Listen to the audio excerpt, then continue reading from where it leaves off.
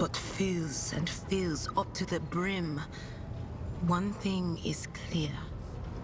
When this vessel overflows, none will remain unstained. Among the blind men and false prophets, a red-robed sage seeks the answer to a question. He does not know that it is not the answer he must seek, but the question that will draw everything into focus. Will you help him, Rogue Trader? But mark that sometimes ignorance is sweeter than oblivion. A chained hound chases after glimmers of the aurora, but sparks and the scent of oil confound his nose. A chain trails after him. What will happen if you pick it up? Will you become his mistress, or merely another beast in the pack of his true lord? The glow of dawn bursts forth from its prison. Dungeon walls cannot contain the dark essence wallowing in the dust. A naive cub pushes his nose into a familiar hand, one that holds death in twisted glass. Cherish it or cast it off as a burden. The sword of change has already been raised. What is one more life to it?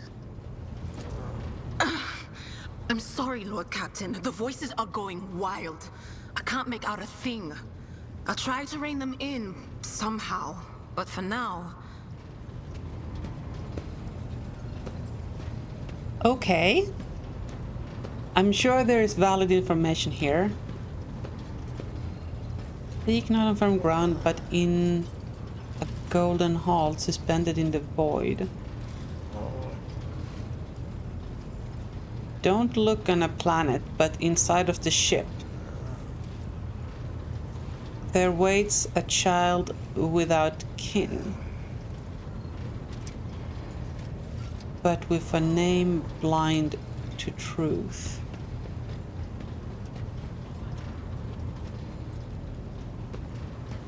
There's a familyless person on a ship.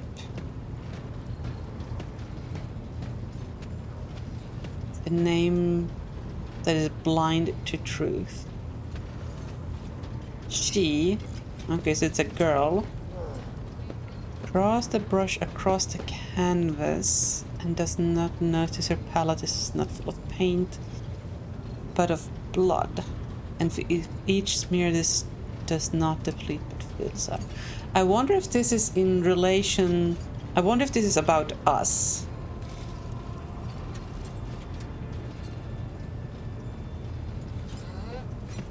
But we do have...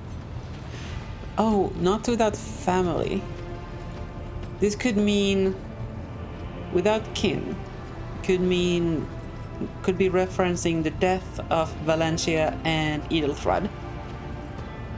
So that could be us. And we could be a child in relation to the age of some super old entity.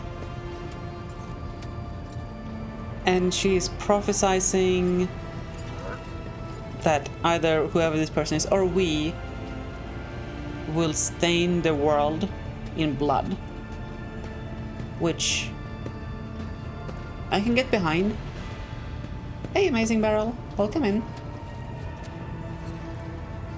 Among the blind men and false prophets, a red-robed sage seeks the answer to a question. He does not know that it is the answer he must seek, but the question that will draw everything into focus. How the hammers? We're rogue trading. Yeah. Among the blind men and false prophets. False prophets. This could refer to to the ignorant and those of false faith, or those believing in a false god. I wonder if these voices are the power or the warp thing that is in our brain talking, if that's the case, then that could be referring to whatever the official religion is.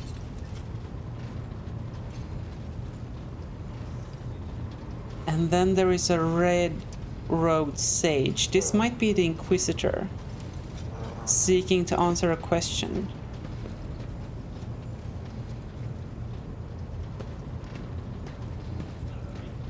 And he's not sure. Maybe he doesn't know what his real purpose is. Okay. Chained hound chases off the glimmers of the aurora, but sparks the scent of oil confound his nose. A chained hound. So this could refer to a person in service of somebody else.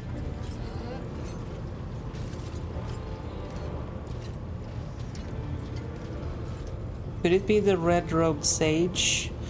No, hold on. I don't think the red-robed sage is the Inquisitor. I think this is probably a helpful person that will appear before us. But maybe it's better to pretend or to not know about it. Chained hound. Maybe this refers to the Inquisitor.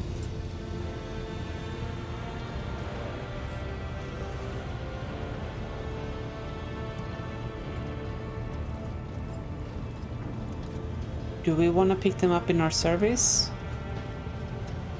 Okay, there's a lot going on here. I don't want to spend too much time in here. Always at your service, whenever you need me. The Lord Captain is hammering sense into walls of text. Exactly.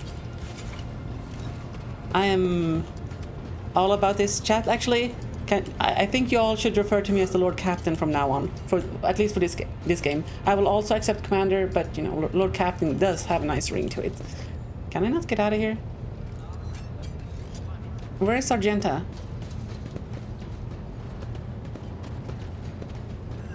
Am I just being blind? Will it give a slight hint? I'm a little bit worried that it might give me too much.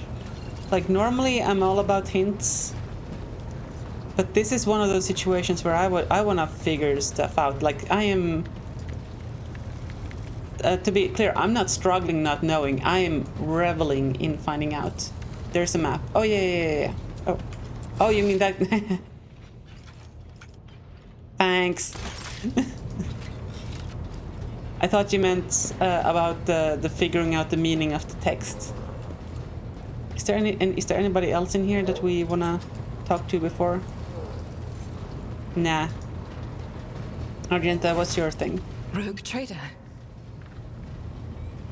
You said you had a request for me. I indeed have a request, Rogue trader.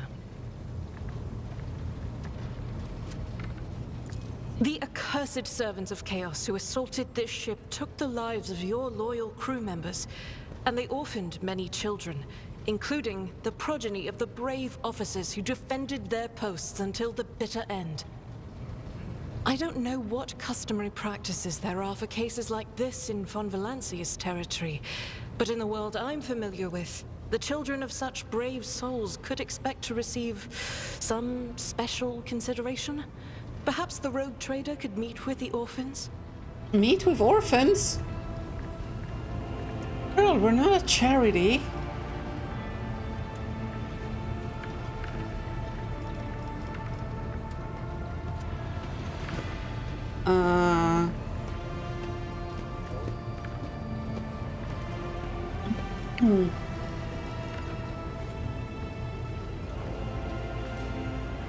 Ooh, we have a lot of options here.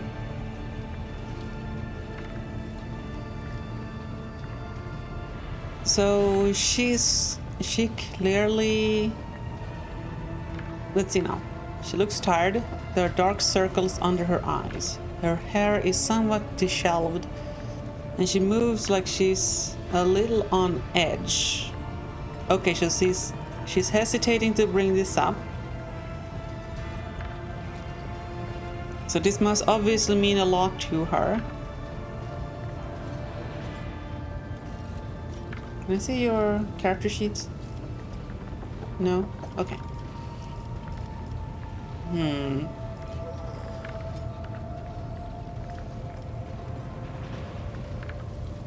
What is it that she wants here?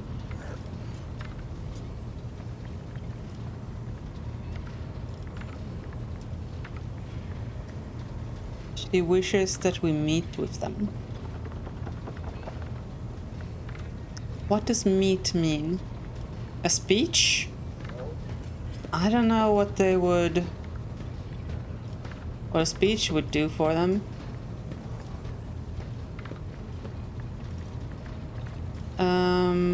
Meet them with no formalities needed? That doesn't sound like us. It's funny how canonical the Emperor is an uber atheist, but praying and faith measurably affect outcomes in practice in the setting. Having a genuine faith in the big E will provide a degree of protection against warp influence. Oh, okay. She's a nun. A nun that will tear you several new behinds, but a nun. Okay. Valid. A sister of battle and all of that.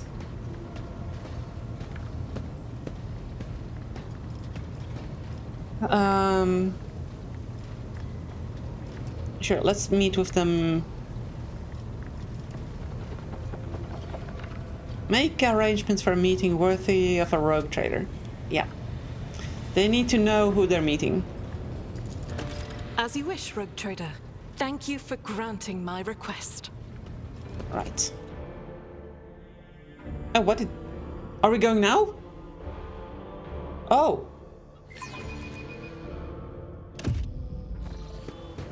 I mean, I don't hate it.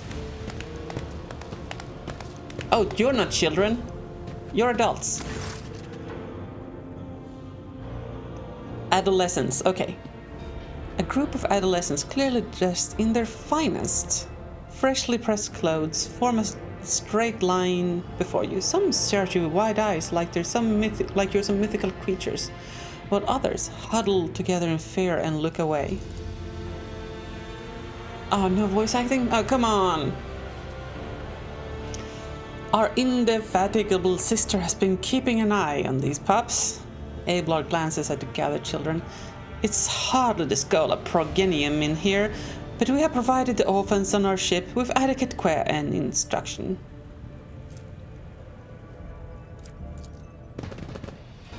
Brave ones, the master of this ship has appeared before you, the one who guides it through the darkness of the universe by the Emperor's will. Greet your Lord Captain, the rogue trader of House von Valentius.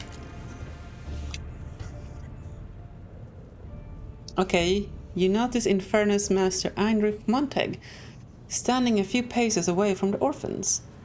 He watches you with approval and bows respectfully when you meet his gaze. Oh no.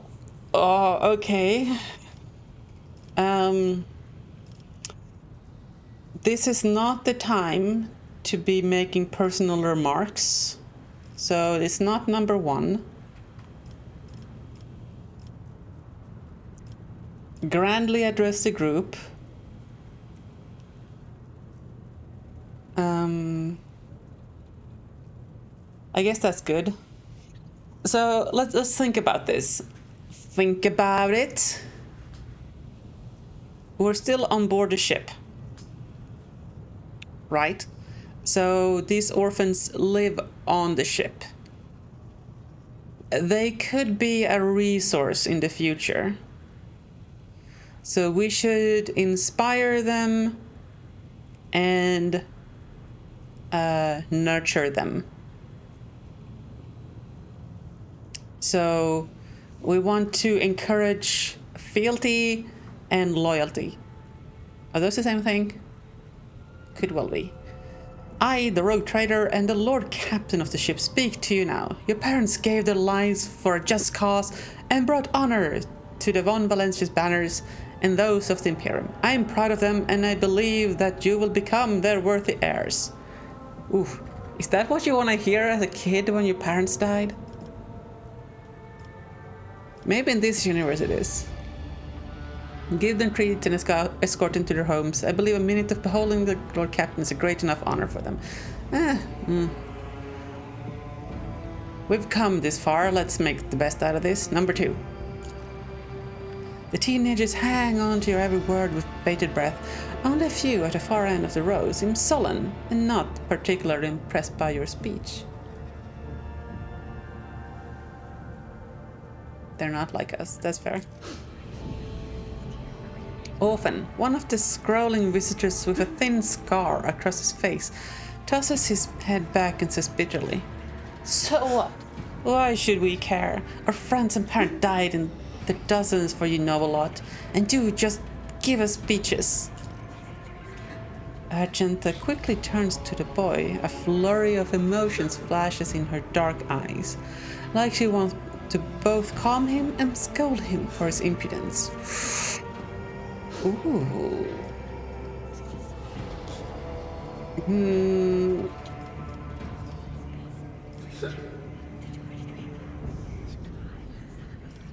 We can address the chaperones with the meaning that their comportment leaves much to be desired. What's a comportment? I hope that they will be molded into worthy servants of host Valencius. This audience is over. This is very much on the nose. We can address the chaperones, punish the troublemaker, put the rest back in their base. This audience is over. No, these sound like corporal punishment. Not corporal punishment, but punishing the group for the actions of one of them. Which could be seen as promoting unity, but I don't think that's gonna work.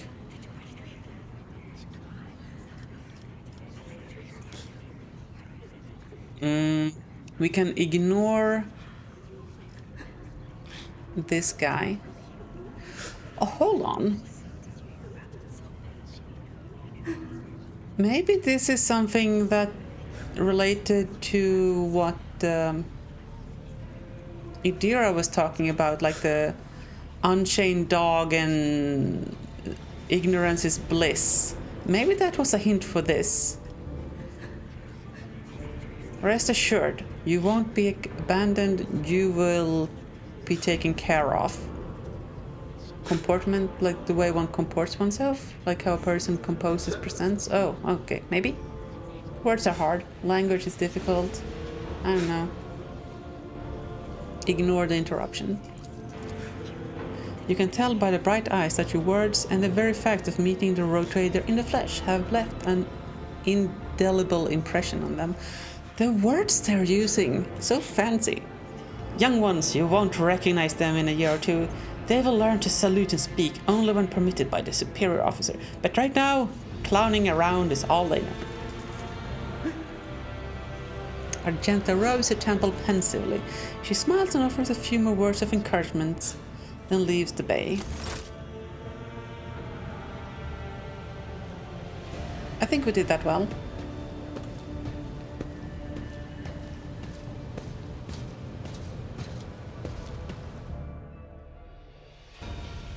Louder language deployed to make the 40k fans feel more intelligent and special. Okay, fair enough. Fair enough.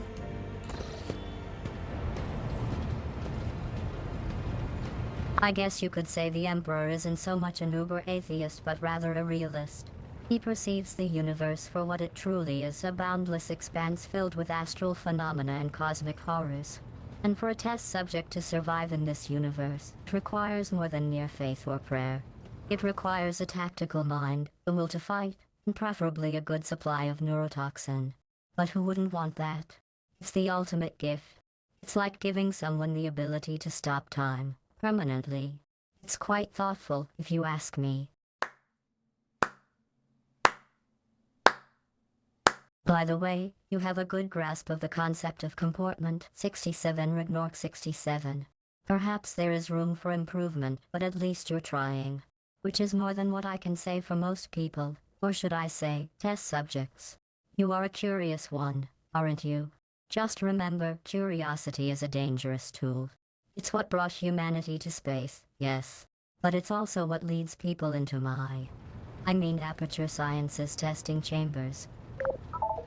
Speaking of curiosity, A.W. Shub, I find your attempt at interpreting the lexicon of Warhammer 40 quite admirable. It's almost as if you're fascinated by its complexity.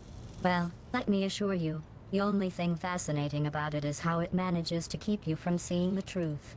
That under the flowery language, it's all just, well, a lot of nonsense dressed up to look intelligent. But hey, if it keeps you entertained, who am I to judge? Keep feeding that curiosity of yours. You never know, might just lead you into a neurotoxin-filled room of your own. Anyway, congratulations, everyone. You have shown that you are capable of basic comprehension skills. You have.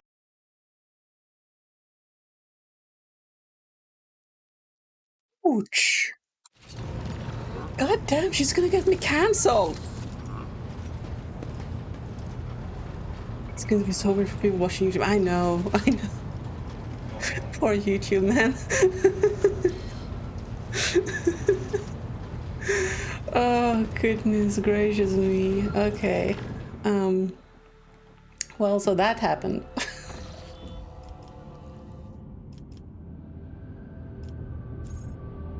Okay, let's go to Iraq. Zoom.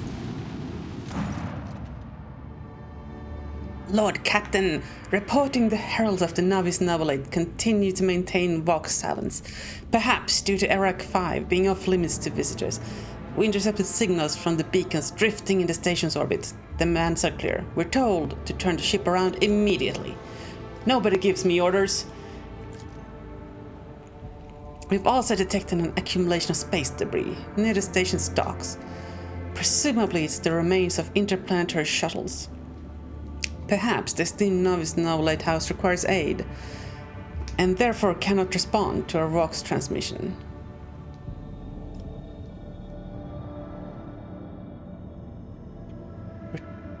We're told to turn the ship around immediately. We intercepted signals from the beacons. They weren't telling us specifically. I think there's a beacons broadcasting, "Stay away! Turn back! Nobody dares give me orders!" Scan the station. Officers from the Augur crew performed a full scan of the station, but the information is imprecise. They note wave distortions of unclear genesis that are throwing off most readings. Something is definitely going on. We were able to ascertain that the reactor core in the station is still active, but many compartments are unpowered and some fully depressurized.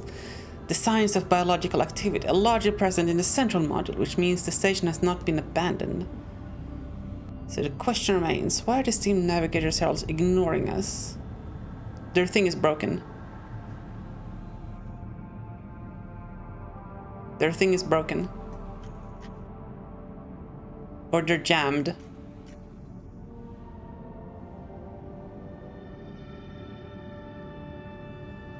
They note wave distortions of unclear genesis that are throwing off most readings. Could be cloaking or jamming. We're able to ascertain that the reactor core is still active. Many compartments are unpowered and fully depressurized. Fully depressurized and unpowered means they're probably saving on oxygen and power.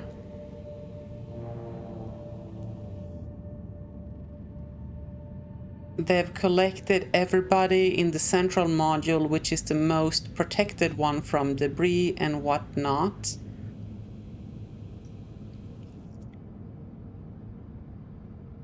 Okay.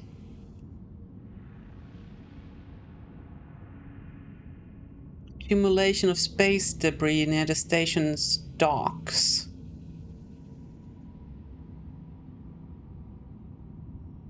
This could be the remains of a hostile boarding attempt, or it could be a hostage situation.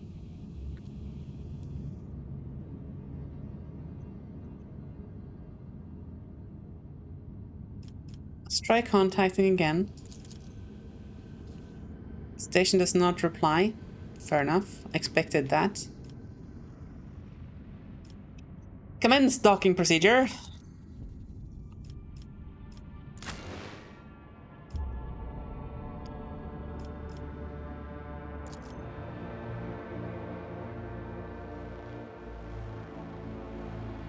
Stronger Jam will do that. What?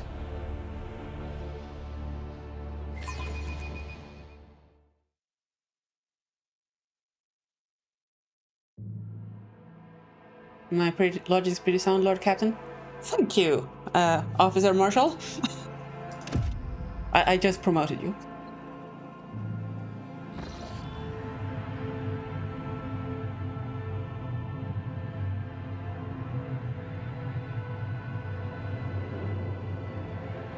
Pathetic worm.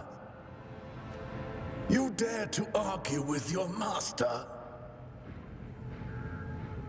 It was not you whom I swore to serve within these walls. My lips are sealed. Confess! What was the old man's last command? What are you planning? Give up, Keeper. You have lost this battle. Again. We're getting nowhere with these ones, sir. Permission to execute them.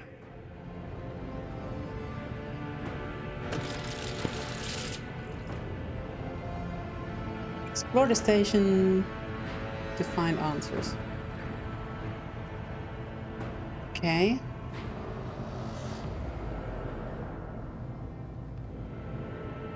Thanks for the follow. Execute the infidels. Uh-oh.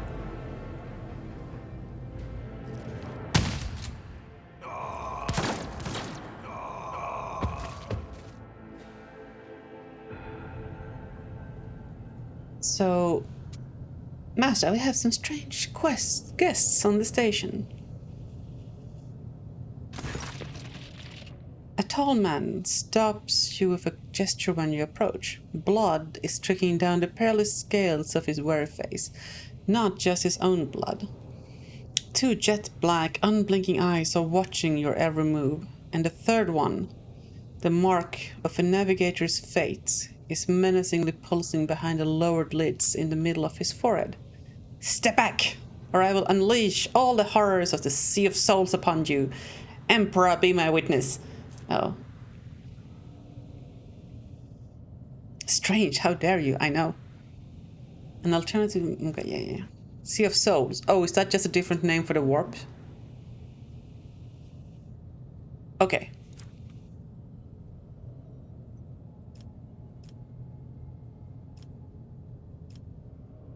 Keep talking to me this way and I will make you swallow your own tongue.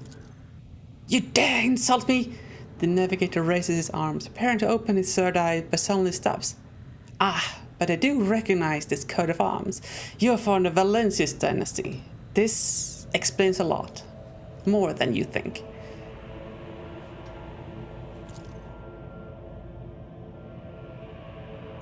And since fate has brought such an important person to my abode, your abode